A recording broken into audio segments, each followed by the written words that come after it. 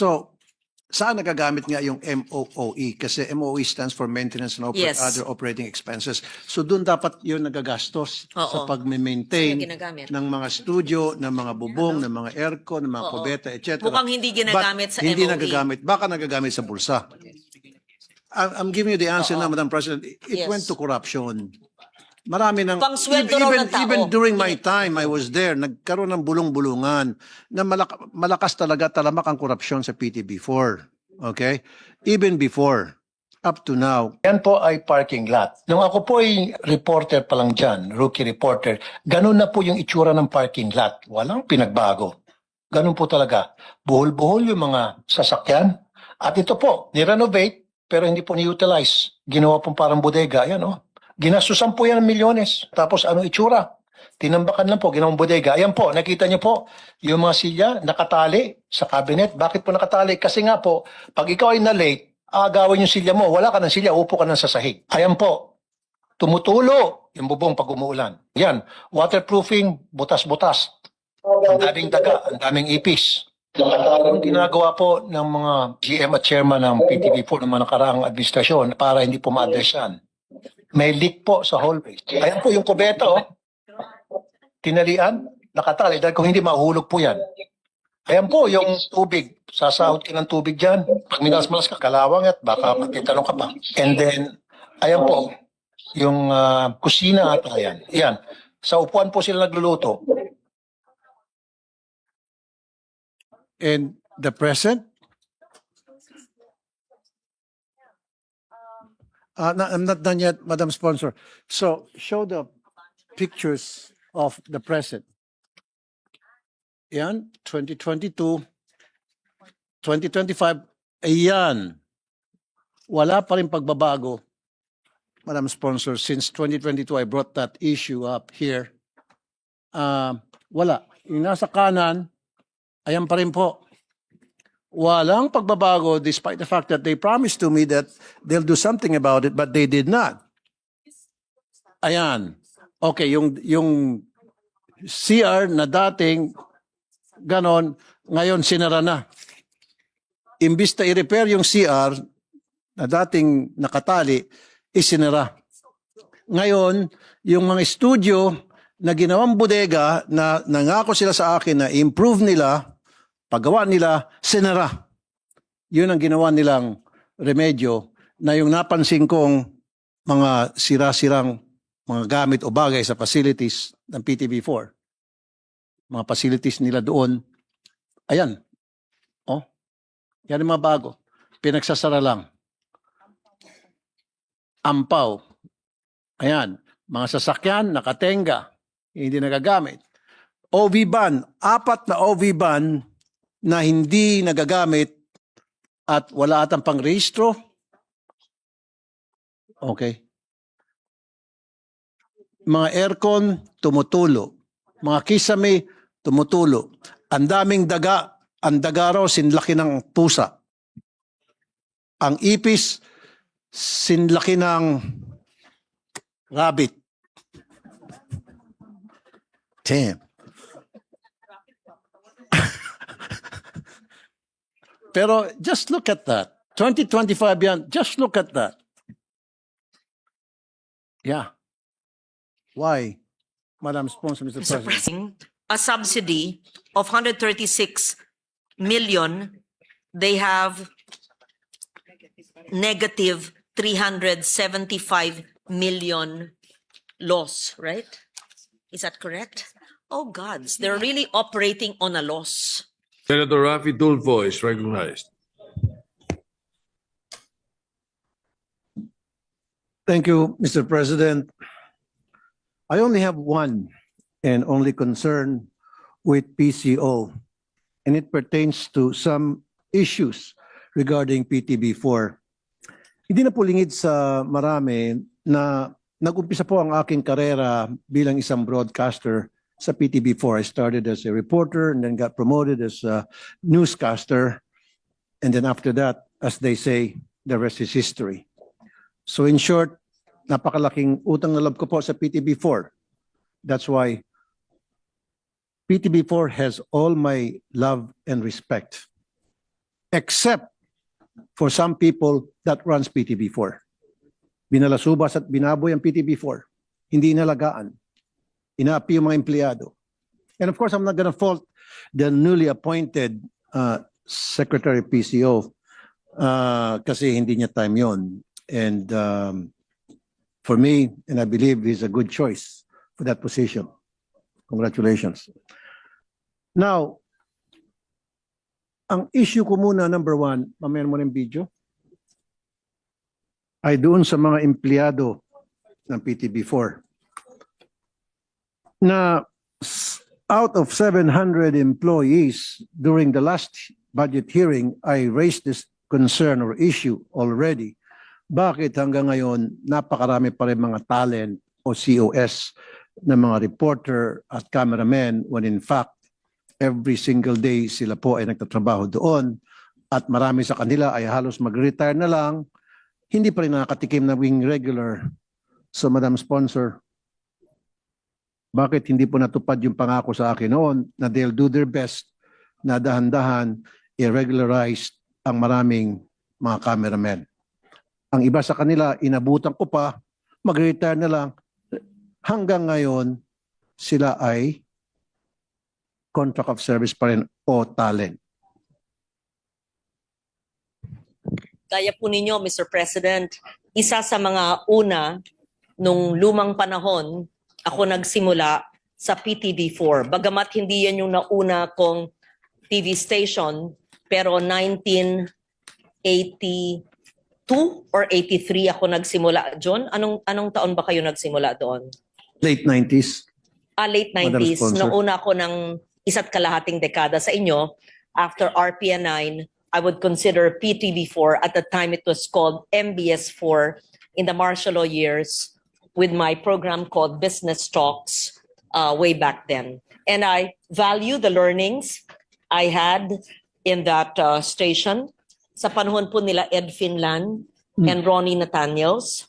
Yes. And I, if I may mention, even worked in NMPC, wala nang NMPC ang tawag, National Media Production Center in Los Angeles in the Philippine Consulate as a reporter-producer, and the programs were shown in MBS4. So I owe a debt of gratitude for my exposure in California and in the Philippines in the 1980s because of the people who trained me in MBS4. And there are many gifted and hardworking men and women in that station.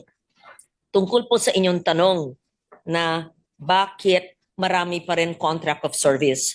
Actually, Mr. President, even after I left MBS4 and I started working for ABS-CBN until I ran for the Senate, ganun naman ho talaga eh. Hindi naman lahat nakaplantilya. Marami talagang talents, as we say, and contract of service. And yes, it is acknowledged that some of those who are employed need to be retired. In fact, there's a provision in their ask for the retirement of employees under the reorganization plan. It's a big amount.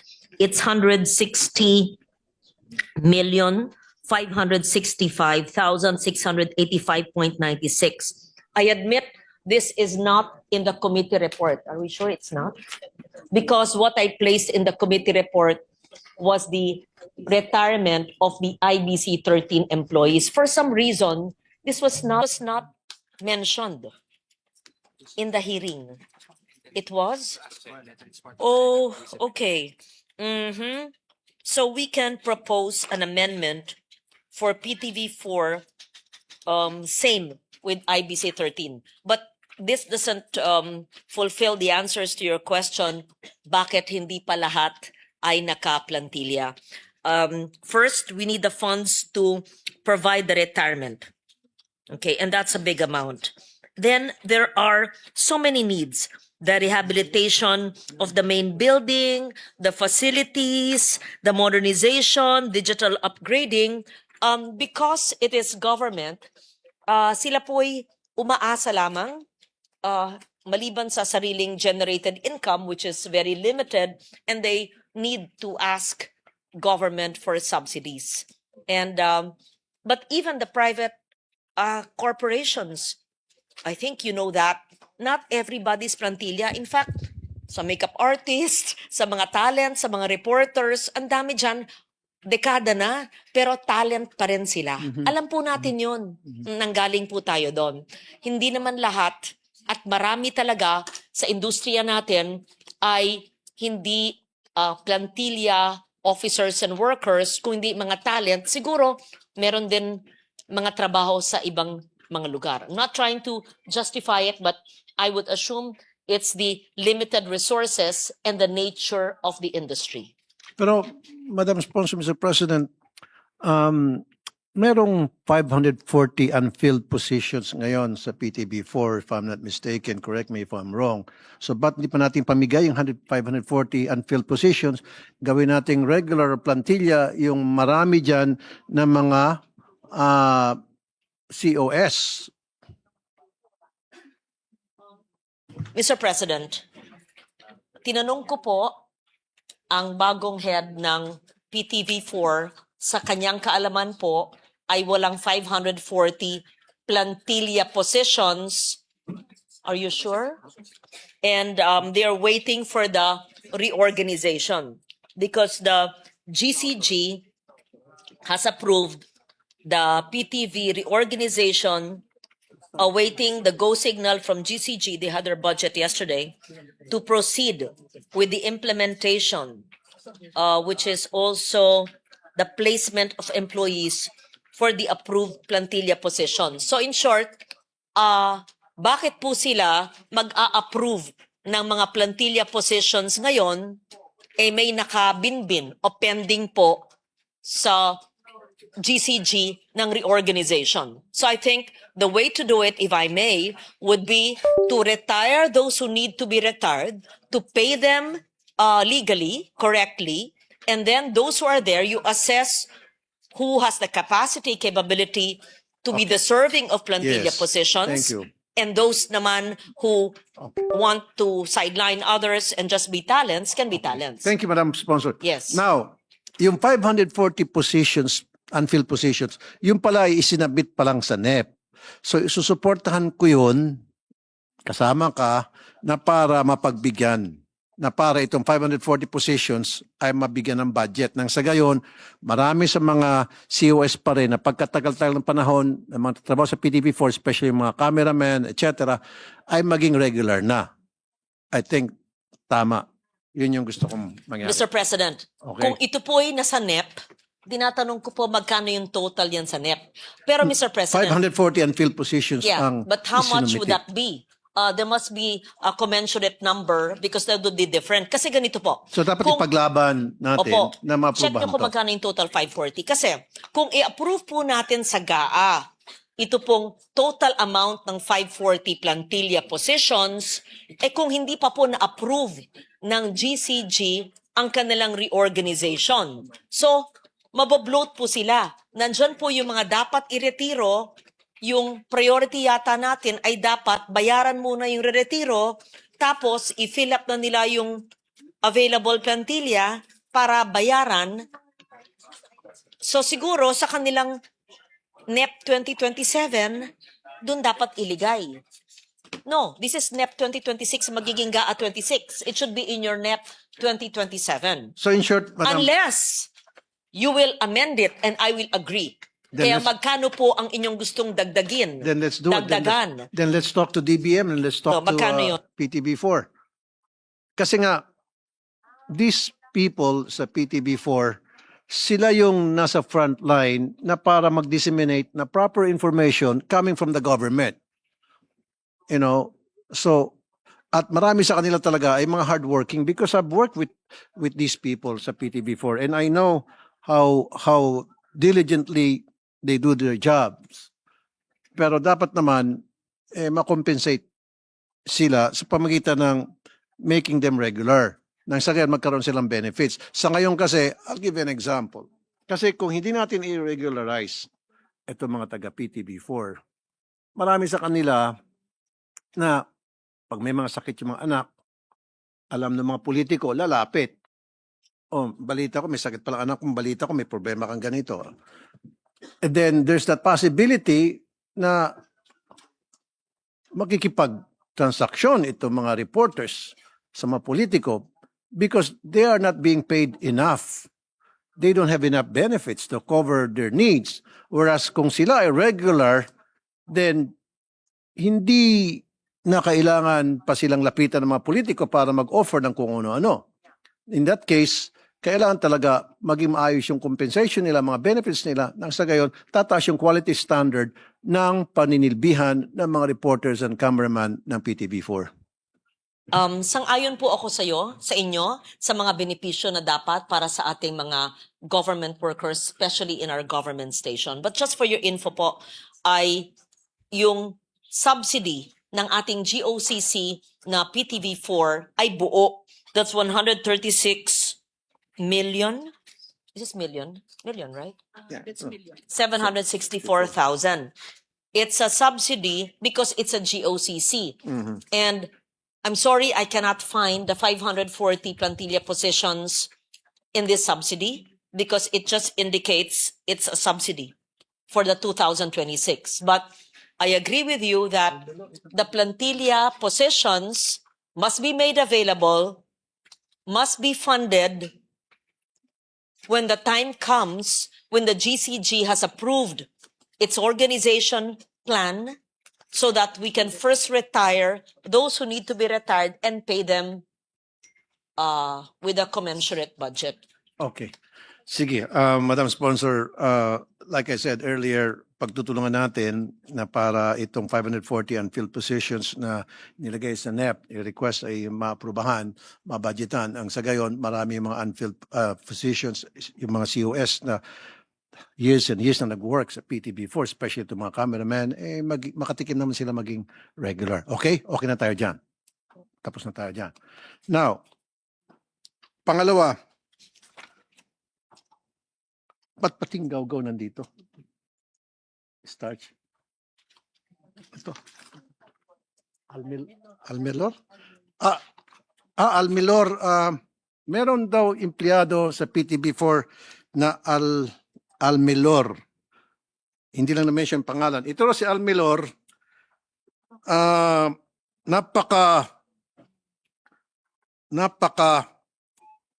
Sensor ko na lang. Itong sinat ng mga staff ko. Nambubuli raw ito ng mga empleyado. I just wanted the accurate figure. It's 498 plantilla positions with a budget of 300 million. 300 million. So if the good Let's work on it. gentleman would like to make it his amendment, the chair is there, then we can work on that. We would be Chair? happy. Because this representation, He's listening right the now. only fiscal space I can find would be for the retirement of IBC 13. In fact, ngayon, hinahabol yung PTV4 retirement 160 million. Pero may 300 million po kayo.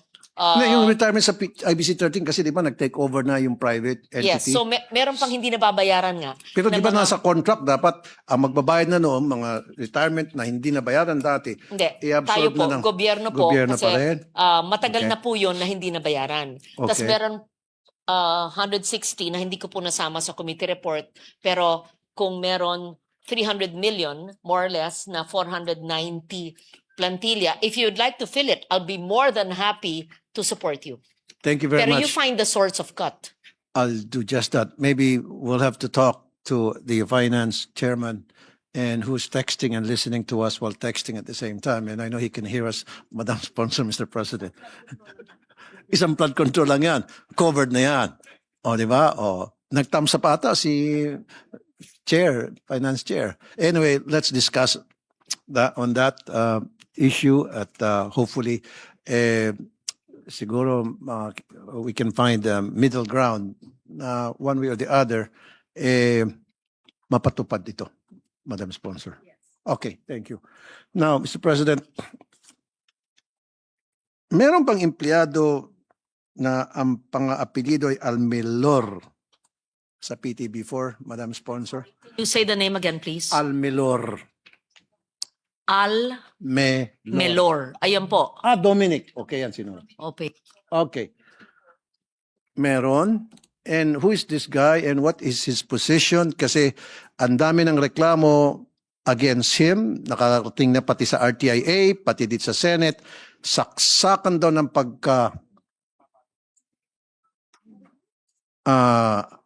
ano ba magandang term dito?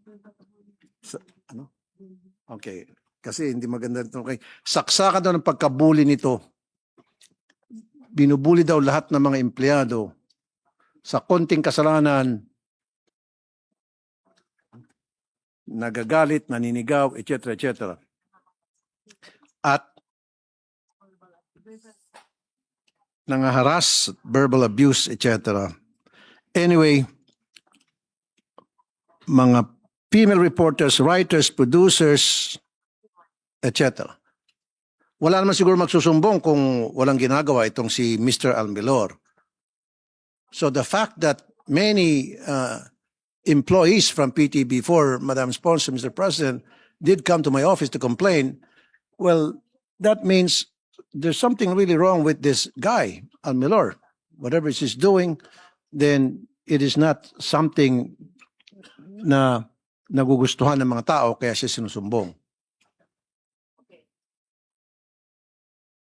Tinatanong ko po, pasensya na po, habang nagsalita kayo, nakatalikod ako. I apologize okay. for that because I just wanted to be proactive so that I can answer your question. Yes, I am told, Mr. President, that PTV is investigating the claims against Mr. Dominic Almelor to ensure the validity of claims and to give him due process. And PCO recommends to float Mr. Almelor pending the result of the investigation. Yes, Okay. yun po. That sounds good. So if-float muna itong si Mr. Dominic Almilor while being investigated dun sa mga allegations He's against no him. longer the head of news, I am told, but he's still employed. I'm not certain Okay. if he's plantilla or if he's a contract of service. That's Not good enough sure. for us. That's Yes. good enough for some people who came to my office to complain. I think okay na yun. Now, meron po ako ipapakita na video. Can we show the video, Mr. President?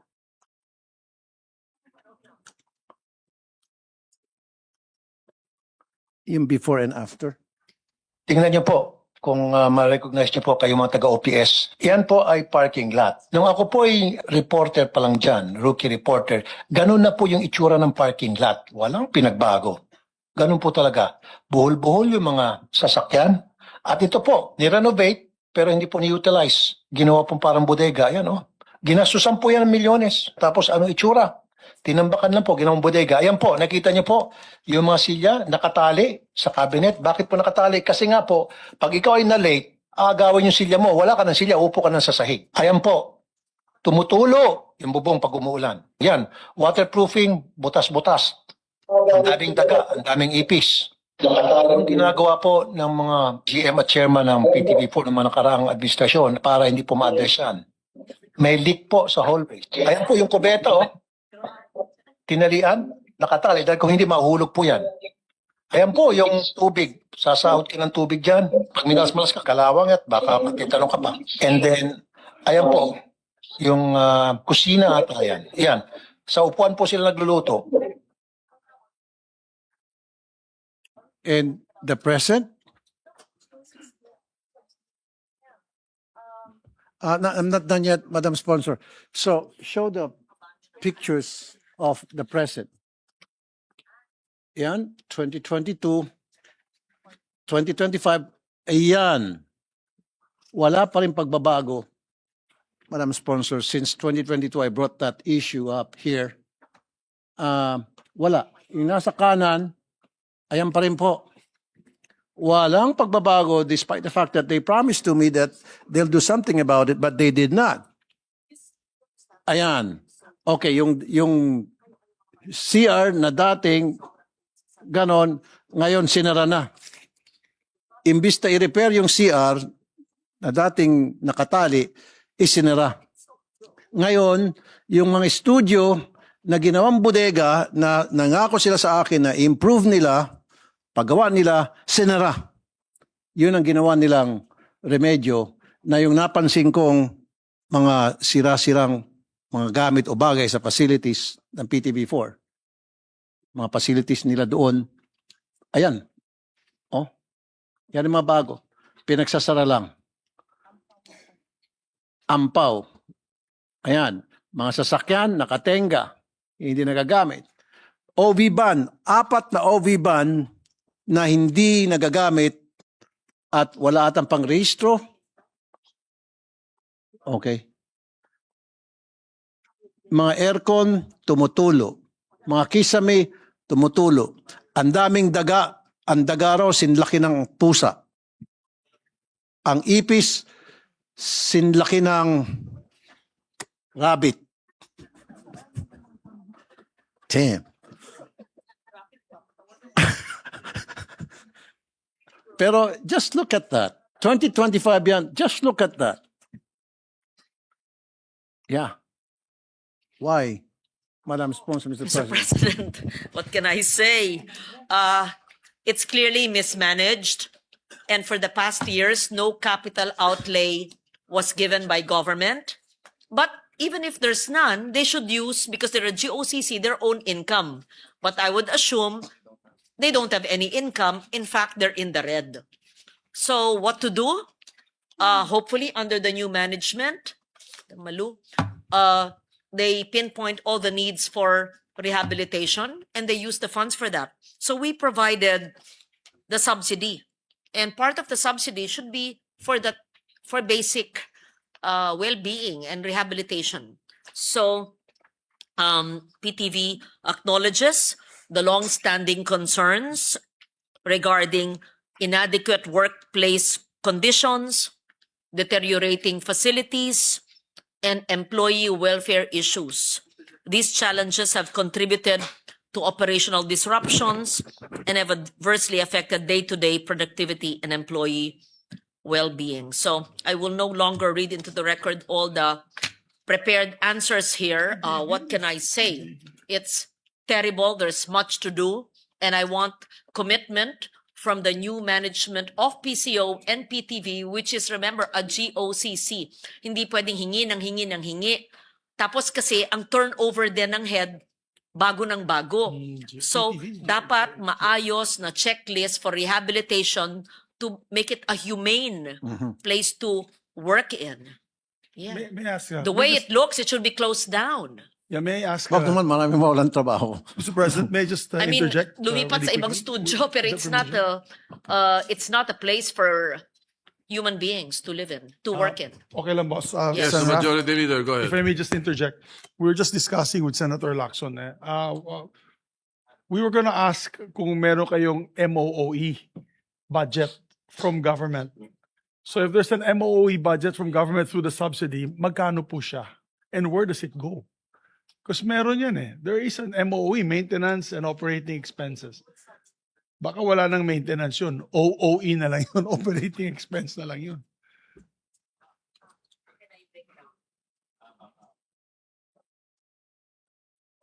Saan nila ginagamit po, Madam Sponsor? So thank you lang. Yun lang, pang-interject ko lang. Thank you, Sir Rafi. Thank you. Okay, I'll Majority read Leader. into the record, Mr. President. For 2026, ang PS, 140,616,000. Ang MOE, 336 million. Meron naman. 466. Wait. Antong others nyo? May 375,293,000. But then, ang net loss nila, 512. So may NG subsidy na binibigay natin na 136 million ba to? Billion. Million. So because they're operating on a loss, we have a subsidy of 136 million.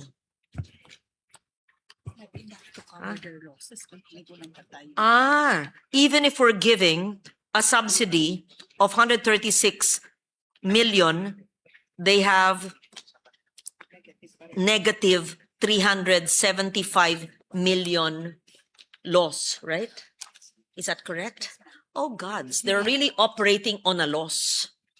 So what to do? Senator, the President Pro Temp would like to interject. Thank you, Mr. President. With the permission of the distinguished senator from Palawan, no? from Isabela. Isabella. Palawan sorry. is Erwin. Yeah.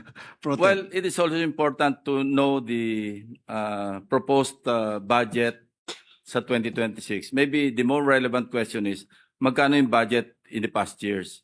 Kasi ang before and after niya is 2022 and 2025. So maybe we should be more interested to find out magkano yung budget sa maintenance, no? Repair and maintenance in the years 2022, 2023, 2024, and 2025 for that matter. Thank you, Mr. President. Thank you, Mr. President. 2024, the government subsidy was 339,801,000. In 2025, it was 365,044,000. In 2026, it's 136,764. Madam Sponsor, It's lower for 2026. so saan nagagamit nga yung MOOE? Kasi MOE stands for Maintenance and Yes. Other Operating Expenses. So doon dapat yun nagagastos sa Oo. pag-maintain Saan ginagamit? ng mga studio, ng mga bubong, ng mga aircon, ng mga Oo. kubeta, etc. Mukhang hindi ginagamit sa Hindi MOE. nagagamit. Baka nagagamit sa bulsa.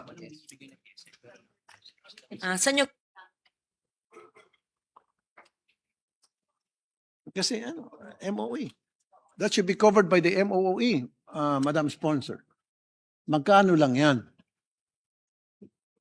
Wala pa siguro, Madam Sponsor, wala pa siguro 1,000,000 yan.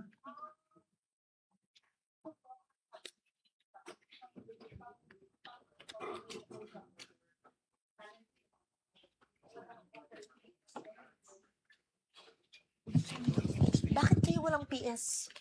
Anong di alam? Nakakaiyak kayo. Mr. President, because it's a GOCC, we can't subsidize the whole operation. So government gives a subsidy. The subsidy is for MOE.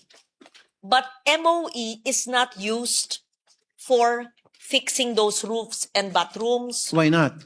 because it is used for personnel salaries who are not plantilla, who are job orders, contract of service that's allowed in MOE because for some reason they do not have PS provision. Wala daw silang So that means kahit na ginagamit yung MOE. kahit na mabulok na yung mga building ng PTB4, hindi pa rin gagalawin yung MOE kasi nakastipulate ba doon na yung MOE hindi pwedeng gamitin sa maintenance? So kahit na maging mabaho na yung building Hindi na PTB4, kahit Dahil- na magunaw na yung building na PTB4, Kasi limitado, they will pantao lang. not use a single centavo to fix and repair yung mga gamit dyan na dapat Ganito po. i-fix because wala sa MOE nila yun? Hindi po. Dahil limitado ang MOE. Ang MOE ay pwedeng pang-maintain operations, pwede rin po pang-contract of service. Yes, pang-maintain Doon po- operation. Then po, lahat napupunta sa pagsweldo ng tao. I'm giving you the answer now, Madam President. It Yes. went to corruption. Marami ng Pangsweldo raw ng tao. even during my time I was there, nagkaroon ng bulong-bulungan na malakas talaga talamak ang korupsyon sa PTB4. Okay? Even before, up to now. Kasi kung hindi na kukurap yung pera, okay, tuturuan ko na lang yung PTB4. Okay? Kung gugustuhin, maraming paraan. Kung ay, maraming dahilan. Number one, makinig yung mga taga PTB4. Pwede naman kayo mag-hire, pwede naman kayo maghanap ng mga sponsor ng mga materyales. Ang kapalit, XD lang tawag noon. Ipapakita namin yung produkto nyo, i-advertise namin yung produkto nyo, kapalit yung mga tabla, mga aircon, etc. etc. And then makipagkontrata rin kayo sa mga karpentero, sa mga contractor. In return, i-advertise yung pangalan ng kumpanya nila. XD lang tawag noon. Common sense yun. Sentido common. So, ibig sabihin, for the longest time, itong mga nagpapatakbo ng PTV4, hindi ginagamit yung sentido common o ang ginagamit nila ay bulsa nila, Madam President. Mr. President, hiningi ko po sa kanila na gamitin ang ating national government subsidy na MOE para dito. Hindi raw pwede. Paano naman daw ang sweldo ng mga tao? So talaga ang MOE ay para lang sa mga kontrata. So Talagang wala po. So, Ngayon, kung magbibigay sila ng ng capital outlay expenditure proposal, baka siguro kailangan natin bigyan. Pero ginagamit nga sa kontrata lang sa talent fee ang buong NG subsidy. Tama? Pero I was promised the last hearing, Madam Sponsor, Mr. Yeah. President, na they will fix that. They'll do something about it. You know, even suggested, I think, the last time na kumuha kayo ng sponsor on an ex-deal mode na lahat ng mga nagtitinda ng mga plywood, aircon, bakal, kung ano-ano pa na materials kailangan para i-fix yung problema yan, i-ex-deal ninyo. Ang kapalit noon, sila ay i-advertise sa PTV4 and then bibigyan sila ng free na mga materials. And then, sinong gagawa? Then kumontak sila ng mga contractor na i-advertise yung pangalan ng kanilang kumpanya. In exchange, sila yung gagawa ng proyekto. Sila yung gagawa ng pag-fix. Ganun lang po yun, ex-deal. There's such thing as ex-deal. Oh, exactly. Correct. Oh, pati mukha mo, ex-deal. Opo, nung I'm just joking, okay, Madam President. para may kwento. Hindi, yung mga hindi po galing sa telebisyon, kamukha ni Majority Leader, tumatawa po, para alam nyo, circa 1986, ayan, makinig si Majority. Circa 1986. Wala po pong pera ang bagong bukas na ABS-CBN. Okay. Galing lang po ako sa Amerika noong June of 86, si Kapitan Henny Lopez asked me to come home to host the first magazine program in the news. June 86. Wala pong pondo pa noon, nag-ex-deal po ako ng camera sa BSH Enterprises para po makashoot ako ng programa. Kaya nga napaka-smart nyo, Madam Tapos President. po, yung damit, sa SM po. Correct. SM Makati, ako po yung nagpunta ron, Jeannie Goldborn yata, linapitan ko, para po, meron akong damit, sinusoli ko po pagkasuot ko po. Tapos siguro ang makeup, Mary Quant pa yata nun, para may sponsor po ako. Tas ginagamit ko ang sarili kong sasakyan, kaya ko naman magbayad ng gasolina. Pag meron po kaming kakainan, Chowking noon, linapitan namin para kasama cameraman at yung aking driver, makiki-ex-deal po kami. Tas lalagay po namin sa CBB, closing billboard. Exactly. May card dyan po doon yung Yes. mga nagpakain po sa Mini-mention. amin. At ito po, hindi lagay sa bulsa. Pinapaalam ko po sa management, sa head ng news at ng GM, Freddy Garcia ng sila Rolly Cruz. Lahat po ng galaw namin nung ex-deal dahil wala po kaming pondo. Sa awa po ng Diyos, proud to say, maski walang pondo, naging most awarded news program and Catholic Mass Media Hall of Famer yung programa kong Pep Talk and Inside Story na napanganak sa ex-deal. Maski walang pera. So kung gugustuhin, ay kaya po. Correct. At nung panahong yon sa Chronicle Building, wala po kaming silyang maupuan. Nasa floor lang po ako noon, pero bakit naman kailangan? Di labas kami ng labas, kumakalap ng storya. Ang importante, ang puhunan, talino, imagination, creativity, and the passion to do a good job. So pinagdaanan ko po yan. So, Gaya nung aking pagtrabaho po sa PTV4, MBS4, ganun din po. Nung ako'y nasa Amerika, ganun din po. Wala naman pondo. In-ex-deal ko po ang KSCI Channel 18, Manila Envelope, nung 1985. Nauna po ako kaysa sa TFC. Wala pong Filipino station noon. It was an Asian network and it was the first Filipino program that was also aired in MBS4 martial law days. Pinapauwi ko pa yung Umatic tape sa mga Pilipino sa LAX para po iuwi sa MBS4 sa nanay po ni Kat De Castro, si Arlene, na aking associate producer. I was the executive producer of the program. So ako po ay sanay sa ex-deal dahil makakaproduce po ng programa na wala pong pondo. Kaya walang dahilan na kailangan po ganyan ang itsura. So wag magdadahilan ang PTV4, bagamat nakakaawa ang inyong itsura, mas nakakaawa po kami nung nagsimula.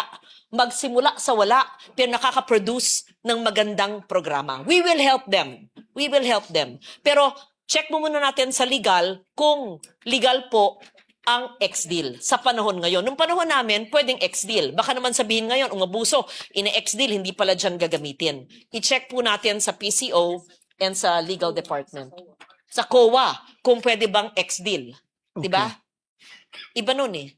Iba nung panahong yon. Your ex-deal before was with a private company. Private, yes. Oh, okay yun. Iba ito. Gobyerno to eh. Oh, no. It was government. This No, was... ABS. ABS was never government. Ano, but also Oh. with, as I said, before ABS, I was with MBS4, which is PTV4 now. And we were allowed X deals as long as there was a contract and we would put it in the CBB, closing billboard credits, naka-cargen, yung damit ko, yung makeup ko, yung sapatos ko, yung Yes. lipstick, ganun. Oo. And you were not a government employee. No, I Oh, was, pwede. I was contract of service. I was at That's why pwede. talent fee. Talent fee. Pwede Yes. yun. Nowadays, Iba yun. I doubt it. You That's better why. check with COA. That's why we have to check. Yes. So there's a note here for PTV. It may be good to clarify with COA to the extent that it can deal with the private sector in doing X deals so that PTV may maximize and make the most of this mode. But this should also be clarified because it's a GOCC. Although it was government since before, but I was private sector. Yung pinapaglaban po nyo ng mga contract of service, nag-retire po ako. I left. I was a job order, contract of service. Thank you, Madam Sponsor. So, Yes. yeah, tama lang yon na i-check muna sa COA kung pwede ba yun yung ganong arrangement, yung ex-deal, kapalit ng mga materyales, serbisyo, ipopost sa CBB o gawa ng commercial yung kumpanya na ka-ex-deal. So maybe they have to check that with COA. Pag sinabi ng COA bawal, di Yes. sorry na lang. But if you would introduce an amendment for capital outlay, I would be happy to accept. Then I will do that, Madam Sponsor. Yes. Okay. Pero babantayan natin, baka mapunta lang kung saan-saan yun. So Ah. definitely, Yes. it will be under strict scrutiny from me and from you and from Yes. everybody else in our colleagues natin. Itemize, yes. Should be itemized. Yeah. Mm-mm. Okay. So for the meantime, pabayaan lang natin na maguho yung mga building dyan, yung mga ceiling, mga bubong, mga silya magkasira-sira, tumagas yung mga tubig kasi hindi pala pwedeng gamitin yung MOOE para sa pag-repair ng mga sira-sira. So next year, baka lumaglag na yung ceiling na yan kasi 2 years ago, pag dahan-dahan ng paano pawala na. Ngayon, 2025, nalaglag na talaga. Baka 2026, babagsak na yan. Again, hindi natin pwede galawin yung MOE kasi wala sa polisiya. Nagalawin ng MOE para pang-repair dyan. There are senators, lawmakers, people in government who graduated from PTV4. I owe them a debt of gratitude. And myself as well. Yes. And Senator Erwin. Perhaps we could visit and see what room you'd like to sponsor, even if it's the lavatory, the CR, or a studio. If it's doable and affordable, we can sponsor it, but we pay as a personal gift or donation if COA would allow. Of course. Isn't that good? If there are 3 studios, if it's affordable, Sounds fine to me. the E Tulfo Studio, the R Tulfo Studio, the L Legarda Studio. Pero personal donation. Of course. Di ba ho? Pwede rin yun, di ba? Tama. Para mabilis. Pag ako dyan. Pero kung gusto rin po nyo maglagay ng capital outlay, pero hindi natin alam kung magkano, wala naman, ba't hindi nyo kasi linigay sa inyong ask? Wala po silang request sa capital outlay naman Insertion, sinasabi ng PCO, bawal yung salitang yun. Oo, yeah. Oo, yeah. Okay, Kaya- Madam Sponsor, yung mga iba OB van, again, hindi ba kasama sa MOE? So, ibig sabihin, lahat ng mga OB van, lahat ng mga sasakyan, pabayaan natin mabulok kasi walang pang hindi kasama dun sa MOE again? Capital outlay po yun. Actually, So, yung maintenance ng OB van, that should come from the capital outlay? no, maintenance is from MOE. Exactly. So, But meron pong the 4 na new OB van, na the nabubulok na maintenance. lang, hindi po ginagamit. Sayang.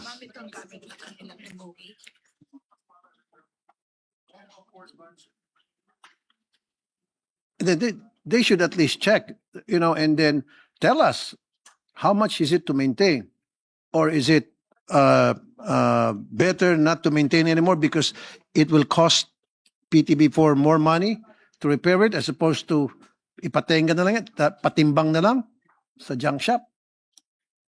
Patimbang lang siguro sa junk shop, baka may konting pera pa at yung kikitain sa junk shop, di pang-repair natin yung madingding. Okay ba, Sen. Robin?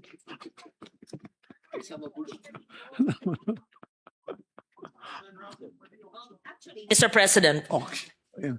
na tier 2 ito. Auction na lang. Tier 2. Sabi ni Madjo, ipa-auction na natin yung mga OV-ban na yan at yung kikitain dyan sa OV-ban, of course, and then pang-repair natin doon sa mga butas-butas na dingding, pambili tayong mag-hire tayo ng pest control para pamatay doon sa mga daga at ipis. Madam President, Madam Sponsor.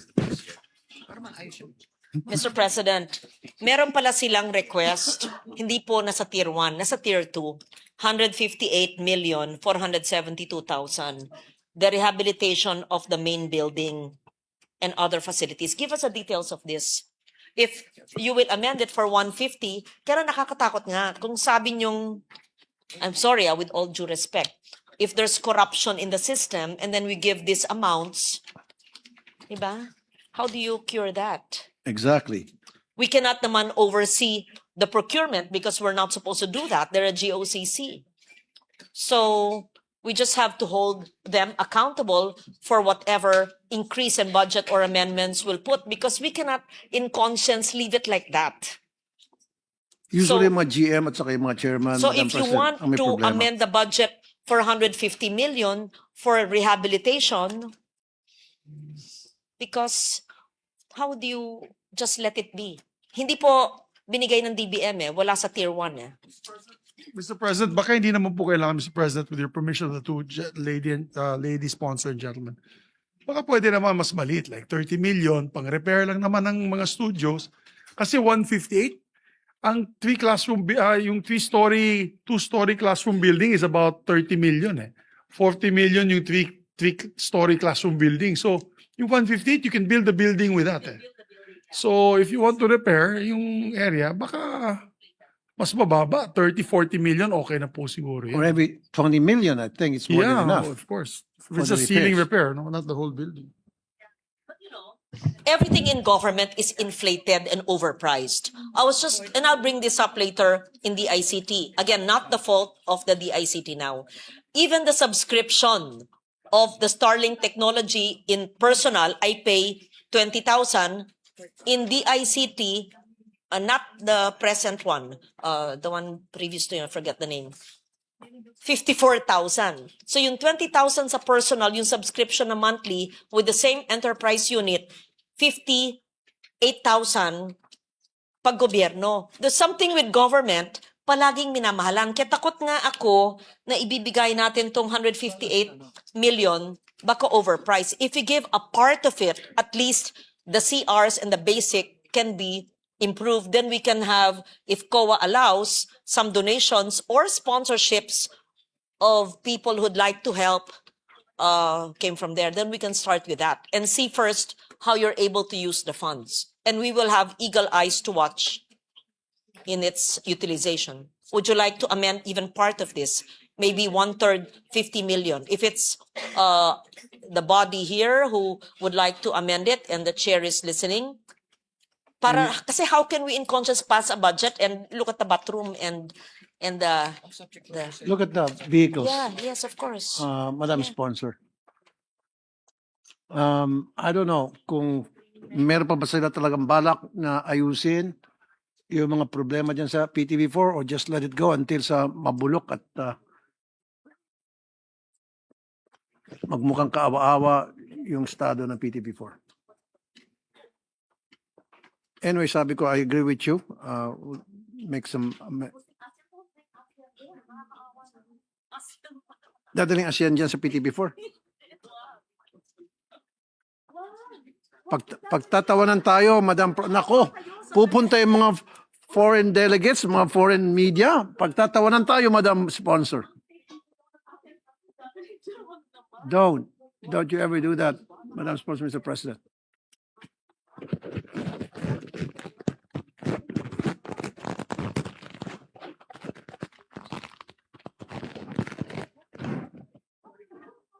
Gagawa ng tour, Madam Sponsor, ang foreign media dyan sa PTV4 and then yan yung makikita nila. Sus Mariosep.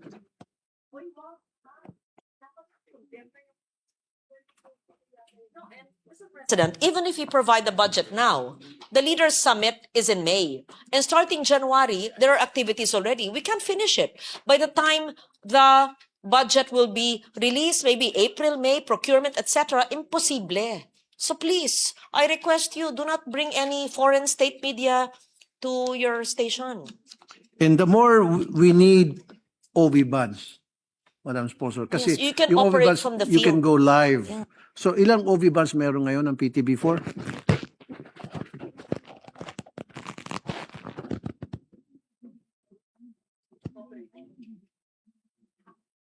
Wow. 2 at half lang noon ay operating. So ibig sabihin isa Or lang. 2. Jesus. You know, Mr. President, I join you in your frustration. It's PTV4 and almost all government agencies. Talagang mahina ang gobyerno sa maintenance. Talagang ino-overprice halos lahat na nakikita ko. I share your frustration. Attorney Dablon has been working on the budget for 40 years. And whenever we work on the budget, we're so sad and frustrated. Lahat overpriced, o kaya may systems loss, o kaya sira at hindi ginagamit ng ayos ang MOE kasi mahina talaga sa maintenance. Okay. I'm sorry, I cannot answer your question. I'm as frustrated as you are. Okay, so last question lang tungkol dito. So anong plano po? Decision about giving them the capital outlay, Mr. President. So they're waiting for us to give them the capital outlay plus donations from the senators who once upon a time worked in PTB4. Is that what you're saying, Madam? Yes, Sponsor? Mr. President, because meron po silang 158 million, but as I said, Ako willing ako mag-donate and I'm sure my brother Erwin Yes. would do the same thing. Still, iniila ko na agad si Erwin kahit hindi pa nag-oo. Hindi naman kuripat yun si Erwin. But come on, let's be serious. We have to do something dito sa estado ng PTV4 ngayon. Kaawa-awa. Tapos magdadala pa tayo ng foreign delegates o foreign correspondents o foreign media. Papasya natin sa PTV4. Grabe. Sana napunta yung utak natin, Madam Sponsor, Mr. President. Kahiyaya. Ayusin muna natin, siguro. Or is it possible na, is that the building, is it owned by the government or PTV4 is renting? It's government owned? Mr. President, it's government. So why not ano na lang, patayo ng bagong building? Would that be possible? And then habang nagpapatayo ng bagong building, maghanap muna ng ibang lugar na pwede marentahan.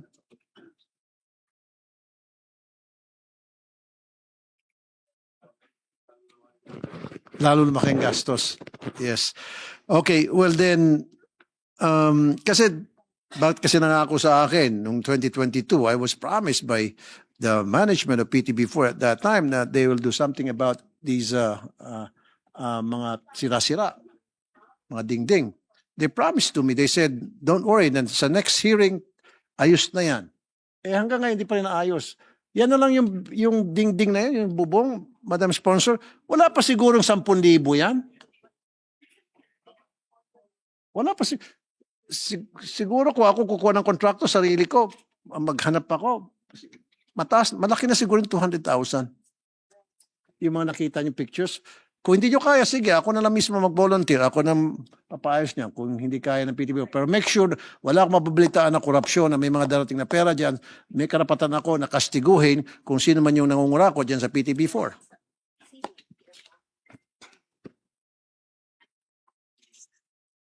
Example, Madam President. Let's go sa PCSO. Bakit nawala ang PCSO? Alam kong reason kung bakit nawala ang PCSO. ba't napunta sa IBC 13? Magandang revenue yon. It's, how much is it generating nung nasa PTB4 ang PCSO? Yung loto. It was generating a lot of money for PTB4. Kasi doon binobola yung PCSO, yung loto. Pero yan po ay napunta sa IBC 13. Meron akong alam kung bakit, pero gusto ko manggaling sa PTB4. Because of corruption. Pero gusto ko manggaling sa inyo. Mr. President, according to the PCO, it was subject to bidding, and so IBC 13 won the bidding for this. I don't think so. That's what they said. You know what they did? It says here, okay, PTV did not submit its bid offer during the bidding process, It was intentional that they did not as it submit. cannot comply with the terms of reference release. The equipment and facilities needed are branded, which the network cannot provide. Okay, Madam Sponsor, let me explain to you and Yeah. to the PCO secretary and everybody from PTV4 is listening to us right now. And this is the reason why. Digital 8, is it DG8 or Digital 8? How much, in the first place muna, magkano kinikita ng PTB4 nung nandoon pa sa PTB4 ang pagbola ng loto? How much was it a month? Malaking pera yun eh. I think it's 50 million, if I'm not mistaken. 50 million a month. And it was doing okay. For so many years, smooth sailing yung pambobola ng loto sa PCSO, I mean sa PTB4. And it only takes 5 minutes at the most. And never nagkaroon ng problema, never na nachismis na, oy, nagkaroon ng problema, nasira yung equipment ng PTB4, nag-bug down yung camera, never. Okay? Pero despite that, inilipat. Now, I'll tell you, Madam Sponsor, Mr. President, yung DG8 ay pag-aari ng isang dating mataas na opisyal ng PTB4. So ang ginawa nila, tanong mo sa kanila, No, I think you have to cite the names because I'm not familiar with what you're talking about, so that we could answer, I could ask them. okay, chinecheck pa nung staff ko. So this is what happened, Madam Sponsor, Mr. President, PCO Secretary. Tinaasan nila ang requirement para doon sa pagbola ng loto, PCSO loto sa PTB4. It so happened na hindi mamimit. They made it sure na hindi kayang mamit ng PTB4 yung mga requirements, yung mga standard na sinet para makuha ulit ng PTB4 yung kontrata, magbobola doon ang loto. Am I right, Madam President? Tumatango si PCO Secretary. That's exactly what happened. No, And then what happened was, nabigay sa Digital 8. And Digital 8, of course, at kung di ako nagkakamali, kasabat pa rin ata di si PCSO General Manager. And what's his name? The General Manager PCSO? Ano pangalan ng PCSO General Manager? Mel Robles, if I'm not mistaken, kung tama yung source ko, nagsabwatan si Mel Robles at saka ito may-ari ng Digital 8 na para mapunta yung kontrata sa IBC 13. Digital 8 Incorporated.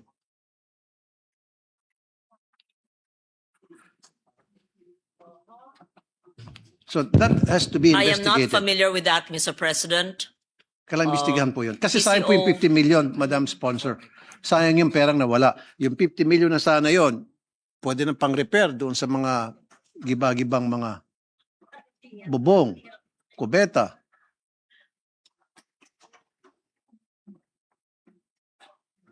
Matanong ko lang, Madam Sponsor, yung mga revenue kinikita sa commercials, yung ba allowed na gamitin sa pang-repair? Sa mga Mr. President, because it is a GOCC, yes, they have retained income. Yes. You don't remit it, right? You retain your income, but the income is still not sufficient May net loss pa I rin know sila. kailangan bayaran po yung mga empleyado. In fact, ako ay pro labor at for the longest time from the get-go talagang gusto ko ayusin ang mga problema ng mga empleyado. Pero ayusin din naman siguro yung problema doon sa pinagtatrabahoan ng mga empleyado. Make it more, you said kanina, humane and decent na magiging maganda yung magiging working environment nila. As opposed to ito, kanina, parang binomba ng World War II. Binomba ng Hapon. But anyway, so investigate that issue. Is there a possibility na may balik sa PTB4 yung PCSO, Lotto?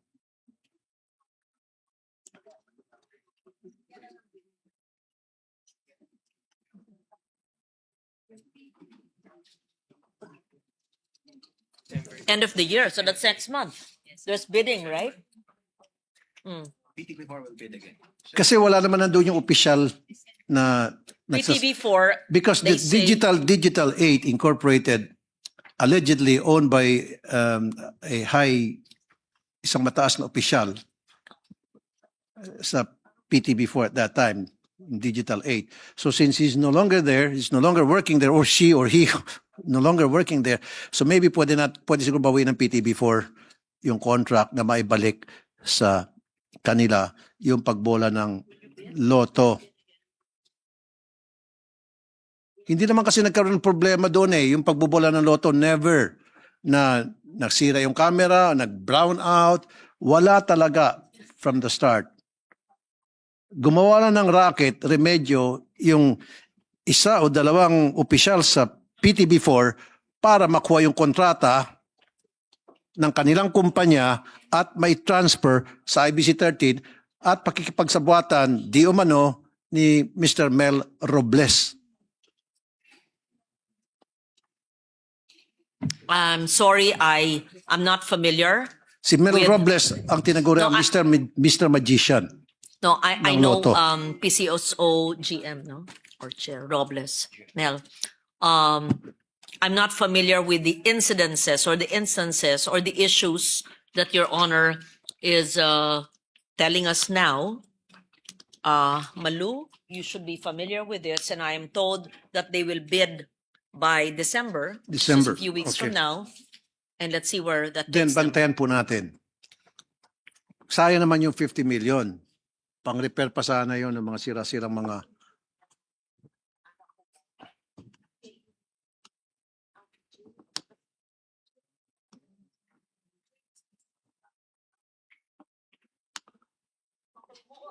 masalimot, Madam Sponsor. Masalimot. Sige. Okay, isa na lang. Last na. Madali masagot to, pero madali na mahirap. Everything is online already and people go online for information. So what modes of online presence do we have para sa information dissemination ng PTB4 to help the government with its information dissemination campaign online? Do you?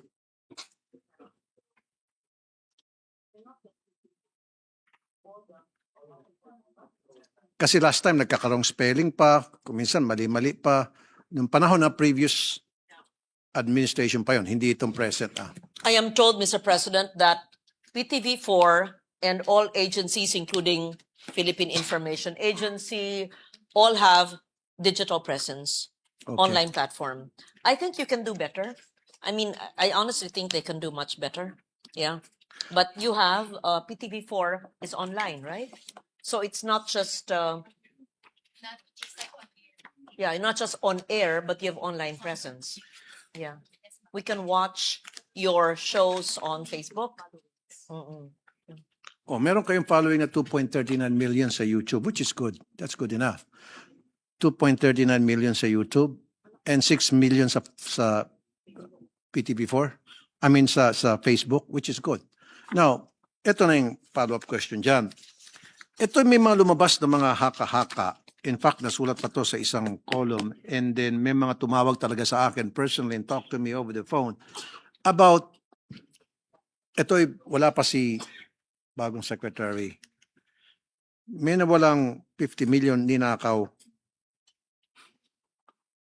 Meron ba kayong balitang ganon, Madam Spos? 50 million ninakaw sa vault ng PTB4 na dapat paglaan yun supposedly para information dissemination. No, ito bago-bago lang. Of course, before Secretary Gomez has been appointed. 50 million nawawala.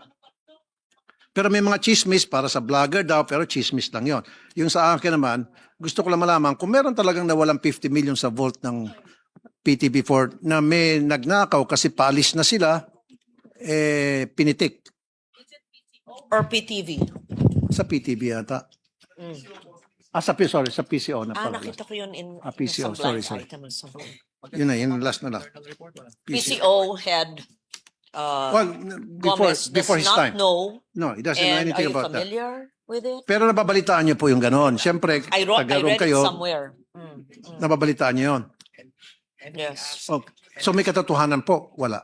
Kasi you've heard about that. We ask and no police report. So you did investigate. They did investigate. There is no police report. Why? Ba't hindi nag-file ng police report? May nakawa nangyari. And that's 50 million pesos we're talking about. That's Walang- not small change.